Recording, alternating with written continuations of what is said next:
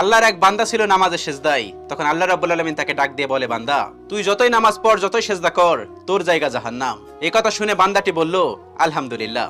আল্লাহ তখন বলে, এই বান্দা, জাহান্নামের কথা শুনে কেউ আলহামদুলিল্লাহ কয়? বান্দা তখন বলে, আল্লাহ, জাহান্নামের মালিকও তুমি, জান্নাতের মালিকও তুমি। তুমি আল্লাহ খুশি হয়ে যদি আমাকে জাহান্নামও দাও, তাও আমার আপত্তি করার কোনো অধিকার নেই। আল্লাহ তখন বলেন, বান্দা, জাহান্নামে গেলে তুই পুড়ে যাবি, তোর খুব কষ্ট হবে।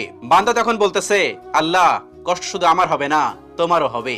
আল্লাহ তখন বলতেছে, বান্দা, তুই পুড়বি জাহান্নামের আগুনে, আমার কষ্ট হবে কেন? বান্দা তখন বলে, আল্লাহ, কোনো মায়ের কোল থেকে যদি কোনো বাচ্চা পানিতে পড়ে যায়, তাহলে কোনো মাই দূরে দাঁড়িয়ে থাকতে পারে না, দৌড়ে গিয়ে বাচ্চাকে কোলে নেয়। আমার বিশ্বাস ওই মায়ের চেয়ে কোটি কোটি গুণ দয়া তোমার বেশি। আমাকে জাহান্নাম দিলে তুমিও আল্লাহ শান্তি পাবে না।